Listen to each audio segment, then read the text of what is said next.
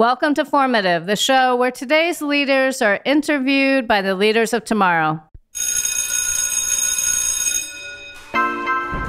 Today on Formative, we're joined by Sonni Holland. Sonni is the president and CEO of the Charles Hayden Foundation, which seeks to promote the mental, moral, and physical development of youth in the metropolitan areas of New York and Boston.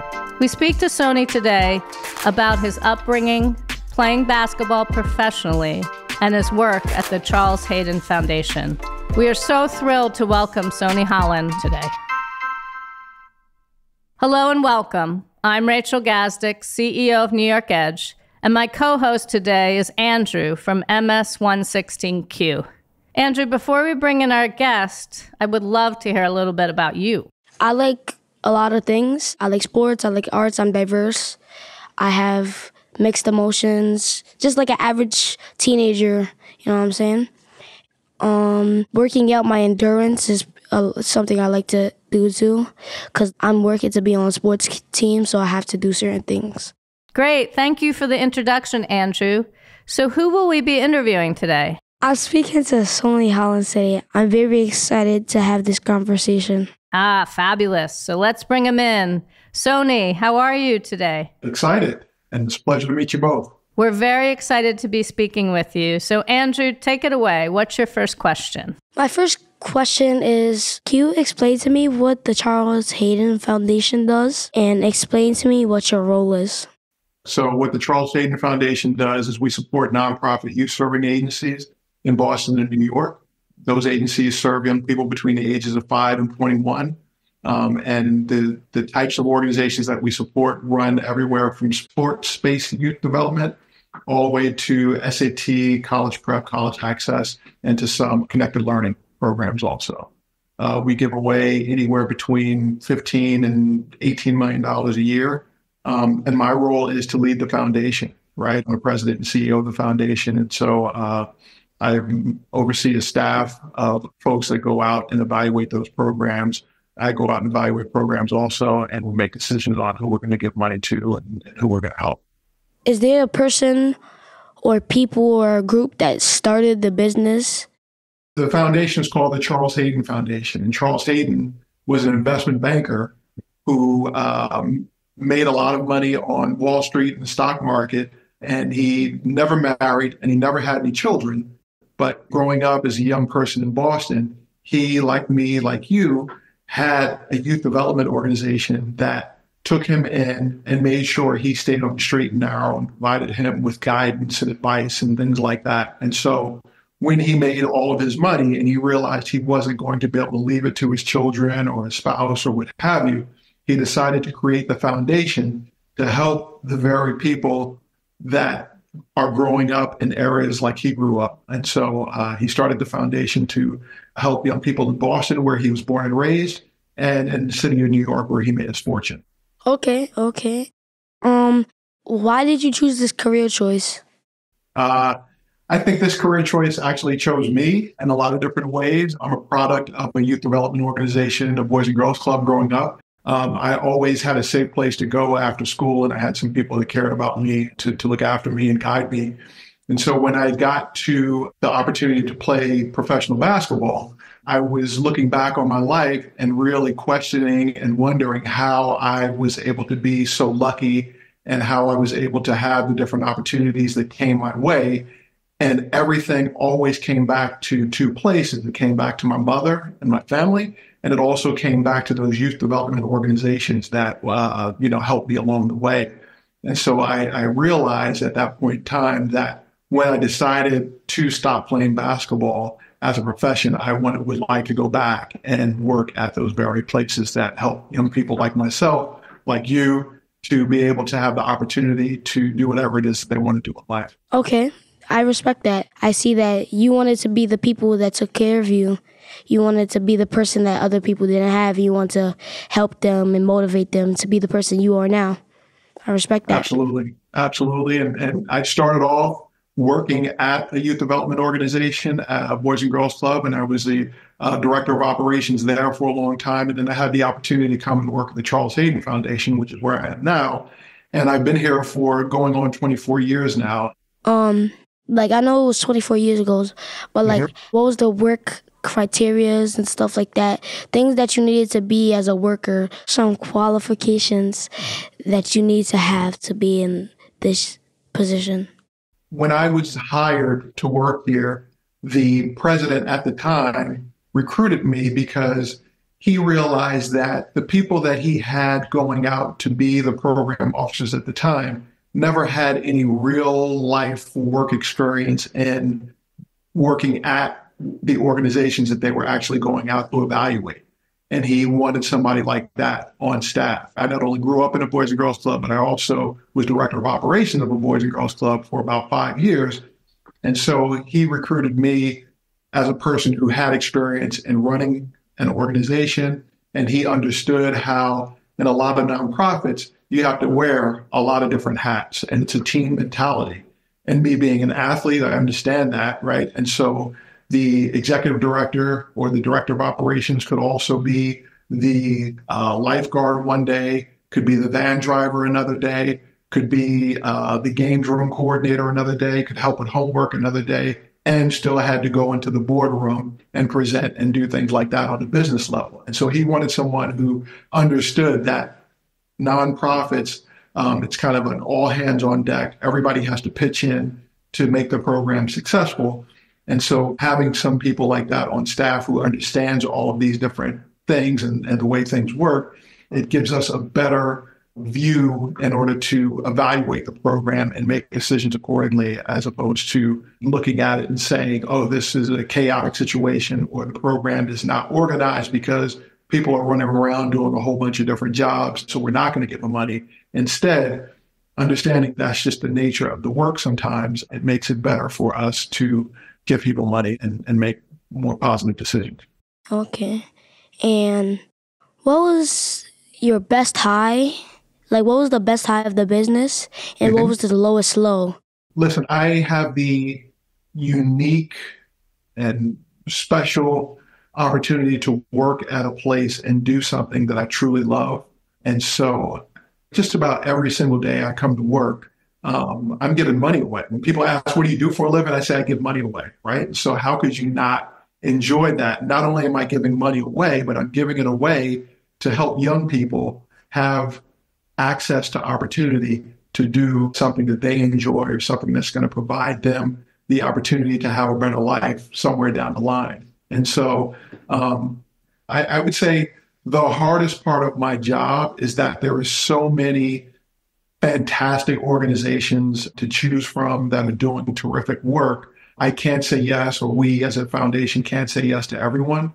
And so it's really difficult sometimes to go and see a fantastic organization, but that might not quite fit perfectly into what our mission is. And so to have to say no to those organizations means that we might not be able to provide access to a particular program for a certain young person or what have you. And so I'd say those are some of the most difficult days that I have. Okay. Now, similar to the question before, like, I understand that you hate saying no, and I hate saying no too. But has there ever been a time that you, like, so it was a desperate need for somebody else, but you had to stand and stay with the business? Yes, and those are difficult decisions to make. But to bring it down as simple as you can, if you only have $20, right, and you're going into the store and you see something that costs $25, you realize, or a collection of things that are going to cost $25, you realize that you have to put $5 worth of items back on the shelf, right?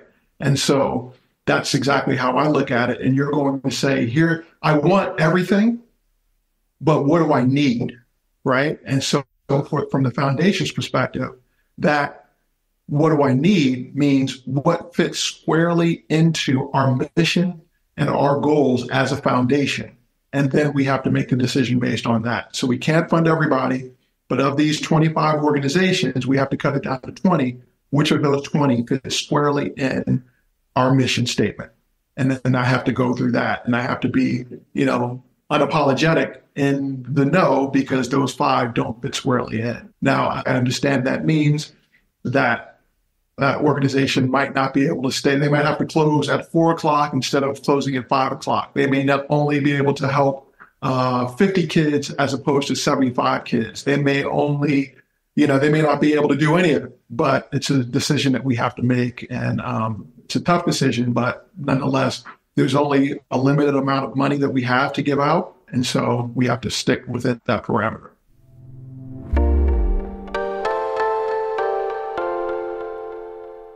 Now, you used to play basketball.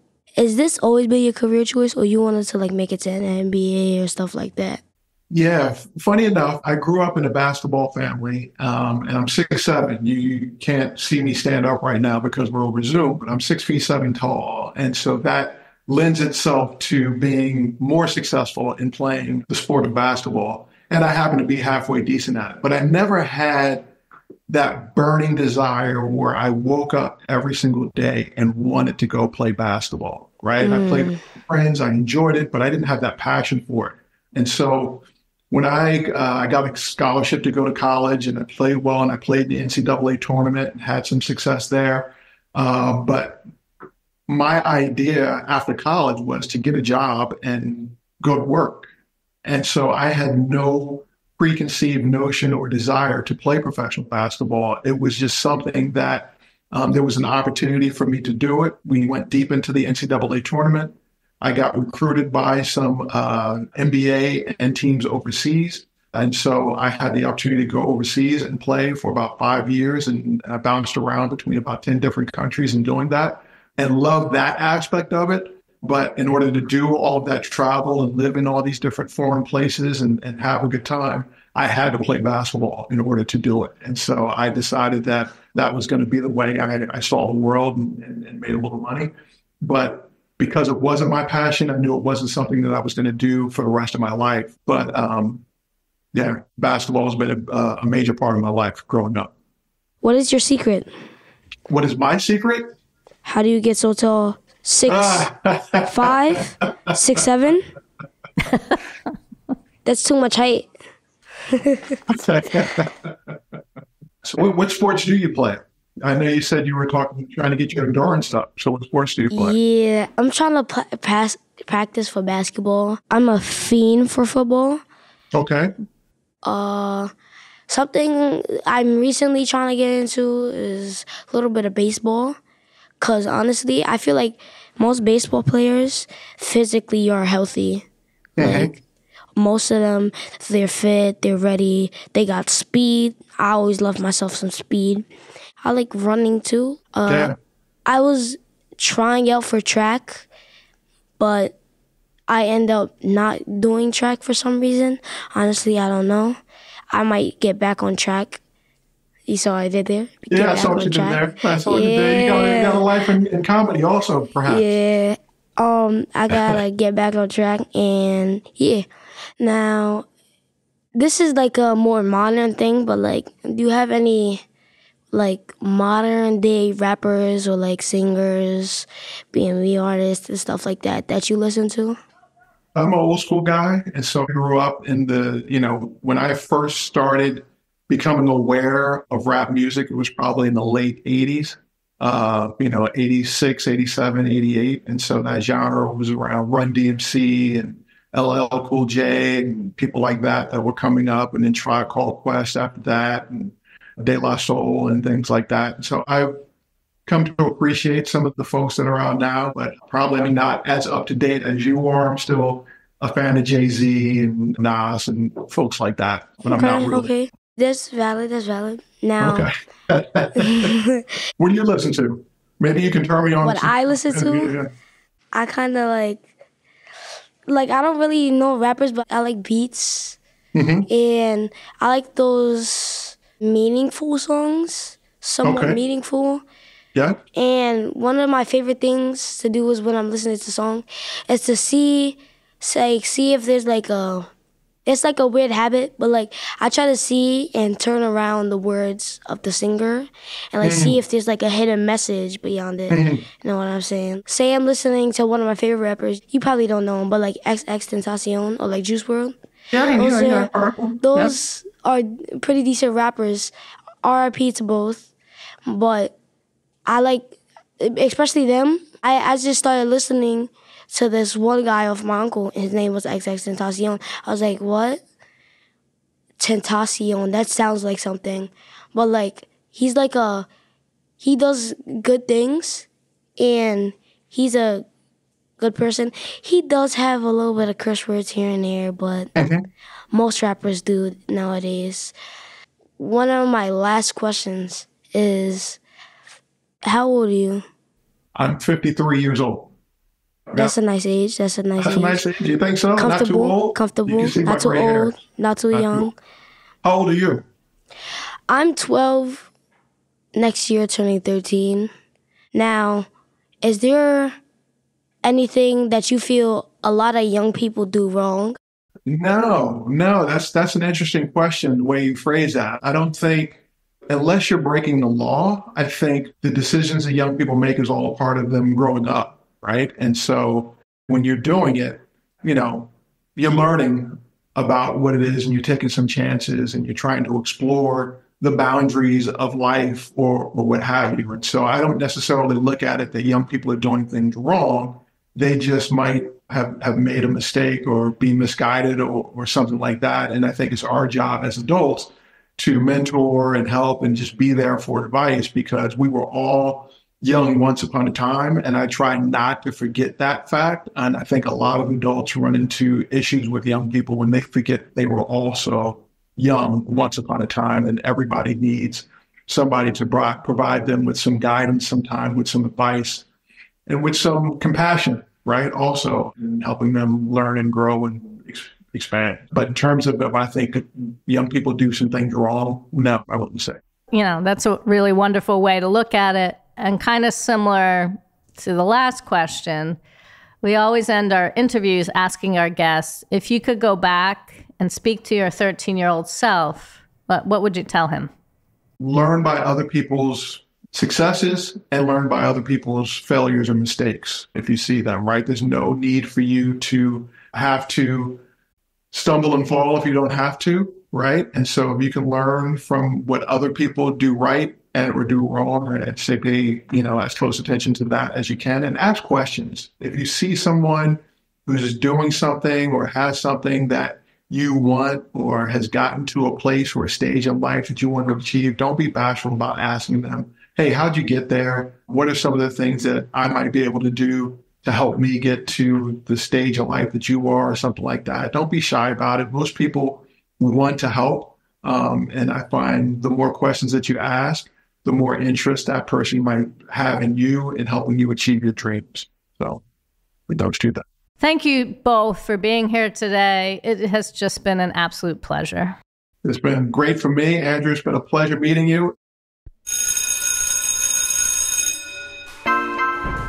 Thanks for listening to Formative, a production of New York Edge. I'm your host, Rachel Gazdick. Our production partner for this series is Citizen Racecar. This episode was produced by Haja Adas, post-production by Alex Brower, production management by Gabriella Montequin, original music by Garrett Tiedemann. Thanks to the whole team at New York Edge for making this series possible. Never miss an episode by subscribing to the series at newyorkedge.org/formative or wherever you get your podcasts.